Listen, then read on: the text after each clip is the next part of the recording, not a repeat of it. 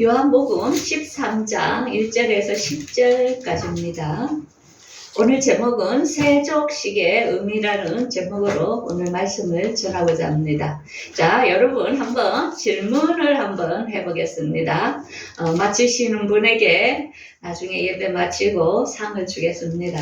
자, 이 세족식의 의미가 여러분들 보기에는 지금까지 무엇이라고 생각하고 왔습니까? 이 세족식이 어떤 뜻이었을까요? 섬김. 섬김. 또 다른 사람. 네? 깨끗하게. 깨끗함. 또 다르게 생각하는 사람. 예. 뭘까? 세족식이. 예전에 그 장로님 안수 받을 때 목사님 발 씻어 주셨죠? 그때 어떤 생각했어요? 아무 생각 없었죠. 아무 생각 없어. 뭔가 우리가 생각하기에는 이제 뭐라나 섬김, 예수님께서 우리를 섬겼듯이 우리도 다른 사람을 섬기라는 의미로 이렇게 많이 생각하는 사람이 많습니다. 그 다음에 지금 화면에 세례와 물세례와 우리가 장로교에서 주는 세례와 침례교에서 주는 세례가 두 개 나옵니다. 그래서 이 세례 때문에 서로 싸워가지고 침례교, 장로교 이렇게 갈라졌는데 우리가 정말 이걸 보면서 우리가 잘못된 전통으로 서로가 싸우게 되고 이게 아무것도 아닌데 여기에 아무 뜻도 없는데 너무나도 교단이 분열되면서 자세하게 알지 못하고 주님의 뜻을 자세하게 알지 못했던 게 오늘 말씀을 통하여 여러분들이 느끼게 되는 시간이 될 것입니다. 그래서 우리가 그동안 하나님이 이런 분이야 하면서 우리 나름대로 전통을 만들어서 교회에서 행했던 모든 것들이 얼마나 어리석고 잘못됐다는 것을 깨닫고 우리는 정말 본질로 들어가야 된다는 거죠. 기본기. 하나님의 의도가 무엇이었는지를 우리는 바로 알아야 될 필요가 있습니다. 자, 그래서 우리 하나님 예수님께서는 마태복음 6장 33절에 너희는 먼저 그의 나라와 그의 의를 구하라. 그리하면 이 모든 것을 너희에게 더하시라고 했습니다. 자, 그러면 여기서 그의 나라와 그의 의가 무엇일까요? 아시는 분? 가장 핵심입니다. 우리 기독교에. 이거는 본질이고 세상 끝을 이루는 마지막의 말씀이기도 합니다. 그의 나라가 뭘까요? 그의 나라는 하나님께서 예비하신 새하늘과 새 땅에 완성시킬 열매, 사람들을 구하는 게 그의 나라입니다. 그의 의는 뭐냐면 우리가 예수님의 공중강림과 지상강림 재림하실 때 우리가 부활해하는 몸으로 이루어지는 게 우리 하나님의 의라는 것입니다. 그래서 이런 생명체들을 구하는 게 우리 하나님의 본질, 예수님께서도 우리에게 원하시는 뜻이라는 것입니다. 여러분들 진짜 참뜻을 알고 살았습니까? 자, 그러면 우리 오늘 물과 성령 세례에 대하여 나옵니다. 하늘나라에 들어갈 사람은 물과 성령으로 나지 아니하면 하늘나라에 들어갈 수 없다는 것입니다. 자, 그러면 이 물과 성령이 뭘까? 여기에 해당이 안 되면 아무리 종교 행위와 교회를 다녀도 하늘나라에 못 들어간다는 것입니다. 자, 그러면 여기서 물세례는 예수 이름으로 받는, 예수의 이름을 믿으면서 죄시심을 받는 세례를 물세례라 합니다. 그도 하늘나라에 들어갈 수 있습니다. 그런데 이거보다 더 나은 단계가 성령 세례입니다. 오늘은 성령 세례가 무엇인지에 대하여 오늘은 설교를 할 것인데요. 이 성령 세례를 받은 사람은 최고의 왕의 신분으로 공중강림에 올라갈 신분입니다. 그래서 성령 세례가 너무 중요했기 때문에 우리 예수님은 성령을 선물로 받으라 항상 강조했던 것입니다. 이 성령 세례를 받은 사람들은 예수님의 첫째 공중강림의 남자의 신분으로 하나님 앞으로 올라가 혼인식에 참여할 신분이라는 것입니다. 너무나 중요하죠. 그래서 이 성령으로 인친 사람들은 진리의 말씀을 듣고 구원의 복음을 듣고 그 안에서 성령으로 인치심을 받았느니라. 자, 성령 세례는 말씀으로 받는다는 것입니다. 그래서 이들에게는 하늘나라의 기업을 보증으로 주신다는 것입니다. 우리가 부모가 있는 사람들은 그 재산과 모든 것을 자녀들은 누릴 혜택이 있습니다. 그런 것처럼 우리 하나님께서는 우주에 있는 별들과 하나님께서 예배하신 엄청난 새하늘과 새 땅에 그걸 기업으로 주실 상을 준비를 해놨다는 것입니다. 여러분 너무나 기대되지 않습니까? 자, 그러면 오늘 말씀 세독식이 뭘까? 이건 너무 중요하기 때문에 오늘 길을 쫑긋하고 성령님의 그 은혜를 입어서 여러분들이 이 말씀이 뭔지를 깨달아 여기에 해당되는 사람이 되기를 바라겠습니다. 예수님께서는 십자가에 돌아가시기 전에 6월절에 이제 예수님께서 그동안 자기를 따르고 사랑했던 사람들을 끝까지 사랑했다고 나옵니다. 그러면서 그 중에 마귀인 가룟유다가 예수를 떡을 한 조각 받아먹고 예수를 팔려는 생각을 넣었다 이러죠. 마귀는 우리 안에 생각을 넣는 것입니다. 그래서 우리가 안 좋은 영화나 안 좋은 TV나 이런 것을 보면 안 됩니다. 우리 생각 속에 악한 것들이 들어오기 때문에 그게 무의식적에 자꾸 생각나기 때문에 우리 영을 혼탁하게 만드는 거죠.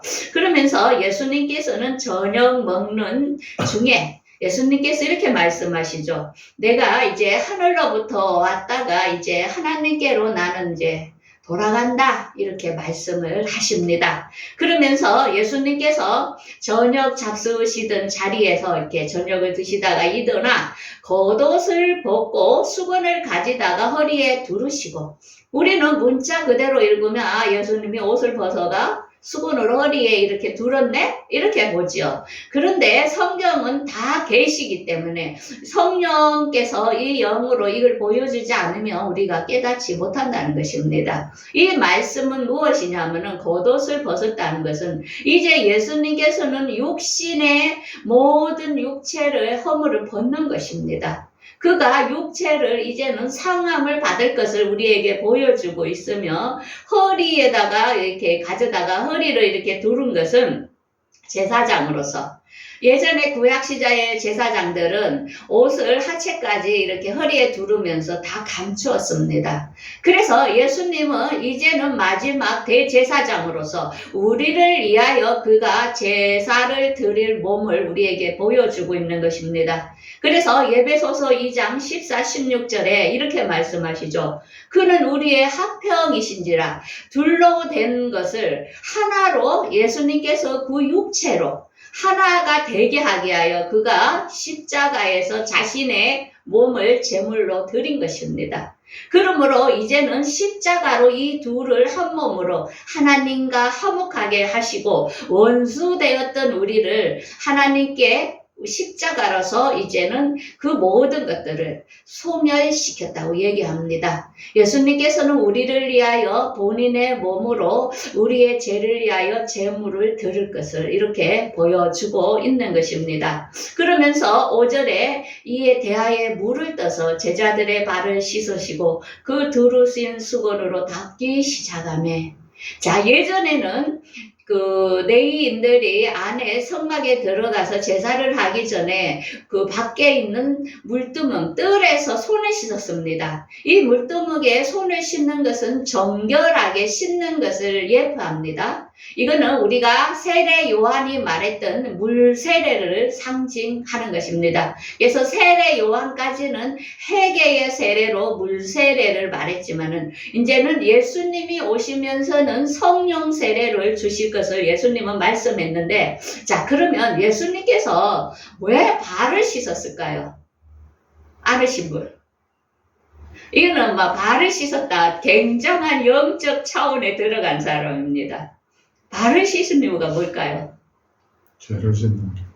자, 우리가 창세기 3장 15절을 잘 봐야 됩니다. 아담과 하와가 하나님께서 말씀하신 선악과를 먹지 말라는 계명을 어기면서 마귀와 사탄과 우리가 원수가 되었지요. 그래서 우리가 죽을 수밖에 없는 몸을 예수님께서 그 사탄의 머리를 어떻게 해요? 상하게 했다. 그래서 예수님께서는 오셔서 십자가에서 사탄을 상하게 했지만은 이 사탄은 어떻게 예수님을 발꿈치를 물므로 예수님을 죽이게 하고 그 다음에 흙으로 만든 우리들을 먹는 우리 육신을 먹게 하는 그게 우리를 육신된 우리를 굉장히 고통스럽게 만드는 그런 사명을 처음부터 가졌던 것이죠. 그러면은 예수님을 물게 했던 이 사탄 보세요. 예수님의 십자가에서 못 박게 했던 것이 발꿈치를 문 것입니다. 그래서 우리가 이 발을 물 수밖에 없는 연약한 몸이었지만 예수님께서는 이 발을 이제는 회복시켜 주는 것이 그분의 뜻이었다는 것입니다. 그래서 이 세례, 발을 씻어준 이 세례는 너무나 중요하다는 것입니다.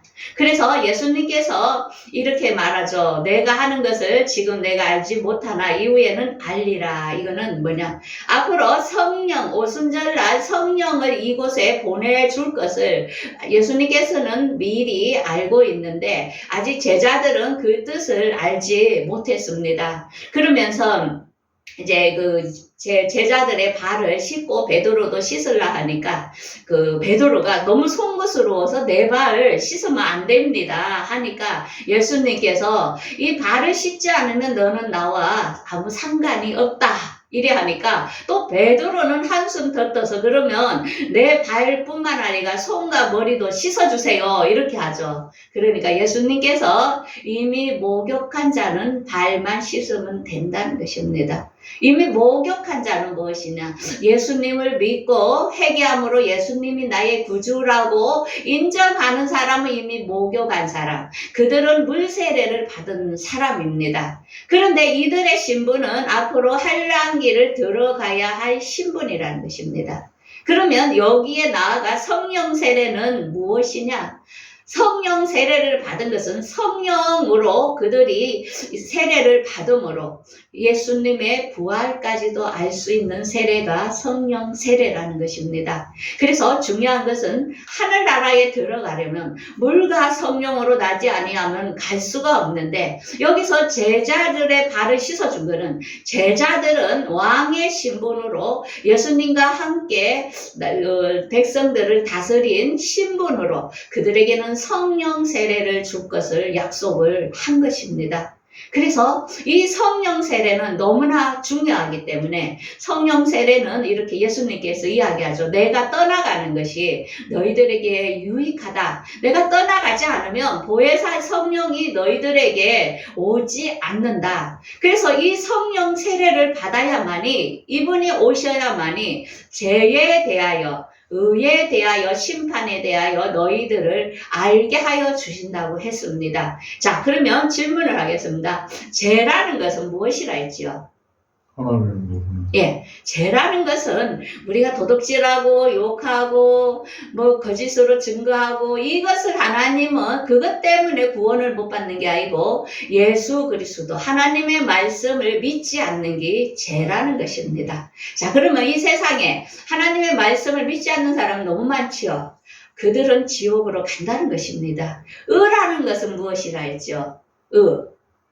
의라는 것은 마지막 날에게 부활시키는 것이 의라는 것입니다. 그게 하나님의 의. 우리가 공중강림에 참여하는 게 하나님의 의라는 것입니다. 그래서 예수님께서는 약속하신 대로 오순절날 성령을 이 땅에 2000년 전에 보내주셨지요. 그래서 그 120만의 성도들이 모두 다 성령 세례를 받고 그때부터는 예수 그리스도를 증언하기 시작했던 것입니다. 그래서 이 보혜사 성령님은 그때 오셨는데 지금은 없습니까? 어떻게 생각합니까? 그렇죠. 예, 그때부터 지금까지 이 보혜사 성령님은 우리와 너희와 영원토록 함께 하실 것이고 그는 진리의 영이라. 그 다음에 그는 너희들과 함께 거하시며 너희 속에 계시겠으므라. 자, 그러면 우리가 이 교회 건물이 교회입니까? 누가 건물, 누가 교회입니까? 누가 교회일까요? 우리 자신 한 사람 한 사람이 교회라는 것입니다. 그래서 이 성령 세례를 받고 우리 안에 성령을 받은 사람들은 이 진리의 성령이 오시면 너희를 모든 진리 가운데로 인도하시리니 그가 장래의 일을 너희에게 알리겠습니다. 자, 그러면 우리에게 장래의 일을 알려주신다 했는데 성령 세례를 받은 사람들은 장래 예수님이 오실 것과 앞으로 심판에 대하여 알까 모를까요? 알죠. 그런데 예수님이 이제 오실 때가 다 됐다 하면 이단이라는 사람들은 어떤 사람이라 생각합니까? 그들은 성령을 거역하는 사람이라는 것입니다. 우리가 지금까지 교회 안에 그런 사람들이 얼마나 많습니까? 예수님 자기 신랑이 오실 것도 모르고 그거는 알 필요도 없다 하면서 이단이라고 정죄하는 교회가 얼마나 많습니까? 여러분들 한번 생각을 해보십시오. 장래일을 알게 하여 주신다는 것입니다. 그런데 왜 말씀을 부정하냐 이거죠. 그래서 이 장래일까지를 알게 한 사람 누구야? 사도 바울이었죠. 사도 바울은 이렇게 고백하죠. 만일 죽은 자의 부활이 없다면 그리스도도 다시 살아나지 못했을 것이요. 그리스도께서 만일 다시 살아나지 못하셨다면 우리가 전파하는 것도 헛거요 너희 믿음도 헛것이라. 이 부활에 대하여 이 부활이 없었다면 우리가 지금 예수를 증거하는 게 아무 소용이 없다는 것입니다. 우리가 죽은 사람들은 또한 산채로 부활되고 우리 살아있는 우리들도 우리가 혼련히 변화되어 예수님과 함께 공중에서 혼인잔치를 할 것을 이미 얘기하고 있는데 이것을 사도 바울은 율법으로 알았다가 나중에 예수 그리스도를 만나면서 그가 이 사실을 깨달으면서 그는 평생 사도행전과 그 사도 바울이 쓰신 그 서신서에 보면 다 부활을 그는 주장을 하고 부활을 알렸고 이 부활을 알림으로 그는 많은 매를 맞고 돌을 맞고 죽임을 당하는 그런 생을 마감했던 것입니다. 그러면서 그는 끝까지 이 표대를 향하여 예수 그리스도의 부활을 기다렸던 사람이었습니다. 그래서 이 사도 바울 밑에서 고린도 교회에서 교육을 받았던 브리스길라와 아굴라가 거기에 아볼로라는 사람이 알렉산더에서 와서 예배소에서 말씀을 이렇게 전할 때에 그는 요한의 세례만 알을 뿐이죠. 요한의 세례만 알았다는 것은 뭐냐? 예수 그리스도가 우리의 구원주고 예수를 믿어야 구원을 받습니다. 그까지는 알았지만은 그가 우리가 부활의 신분으로 앞으로 천년왕국 새하늘과 새 땅의 이런 비밀들은 알지 못했다는 것입니다. 그래서 브리스길라와 아글라가 그 많은 진리를 그에게 다시 가르쳤던 것을 알 수 있습니다. 그래서 이 부활의 신분은 하나님의 또한 성령 세례 받은 사람들은 마지막 날에 다시 부활될 것까지를 다 아는 사람, 다 믿어지는 사람이 성령 세례를 받았던 자고 그걸 향해서 계속 달려가는 자라는 것입니다. 그래서 베드로는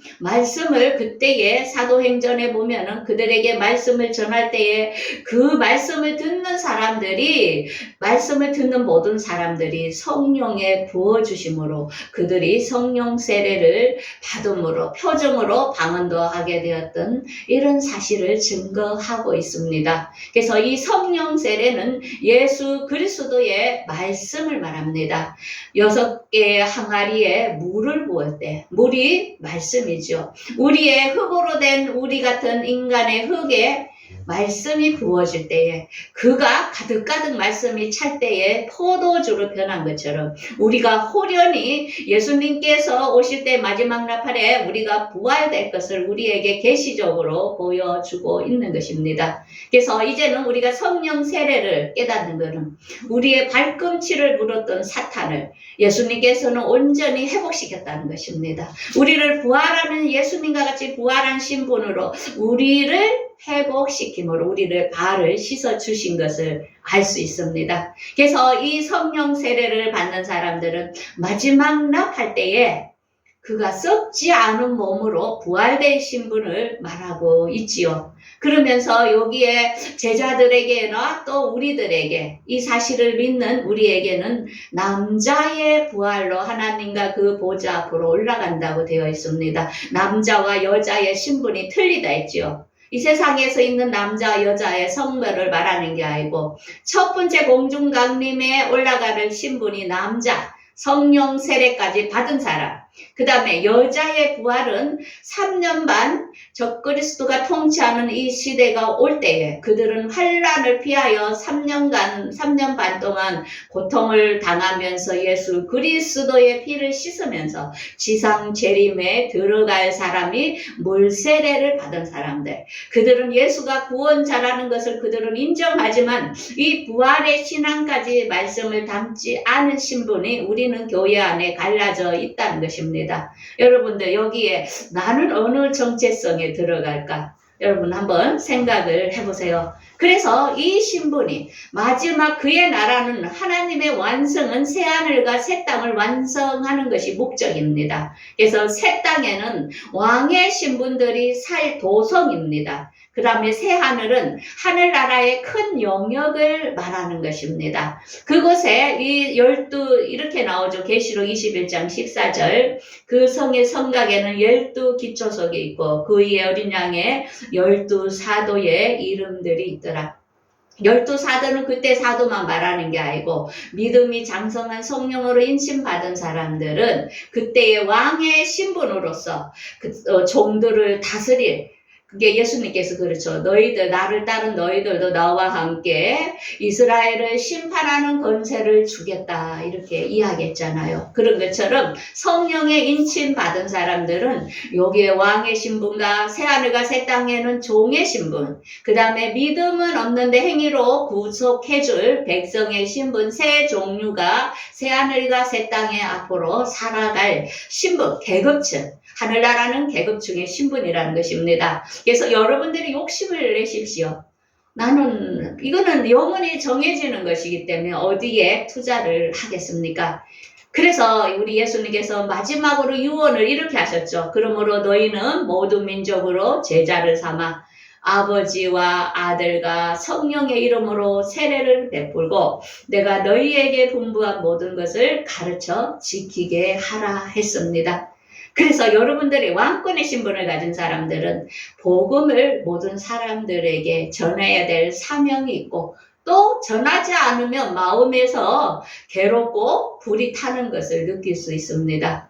자, 그러면은 복음 전하는 때에 핍박을 받고 괴로움이 있지만은 그들의 신분은 틀리다는 것입니다. 그래서 성령으로 권능을 받지 않고는 복음을 전할 수 없다는 것입니다. 왜? 전할 수 있도록 성령을 부어주셨고 그런 힘을 하나님께서 주셨다는 것입니다. 자, 그러면 이제 우리가 성경을 읽을 때에 이제 지금까지 우리가 잘못 배워왔던 것들을 이제는 묵은 곡식을 다 버리고 이제는 성령 세례 우리 예수님께서 우리가 할 수 없는 우리가 매였던 그 발 마귀가 우리 발을 물었던 그것을 십자가에서 그분은 해결해 주셨고 성령을 보내주셔서 성령께서는 우리의 성경을 깨달을 수 있는 진리의 영으로서 우리를 인도하기 때문에 우리가 주님 오실 때까지 계속적으로 성령의 인도를 받아 하나님 말씀을 깨달아 물이 변하여 포도주가 되어 부활하는 신분을 주셨다는 것을 감사하면서 그 특권을 누리면서 기쁘게 신앙생활 하기를 바라겠습니다. 아멘. 기도하겠습니다. 아버지 감사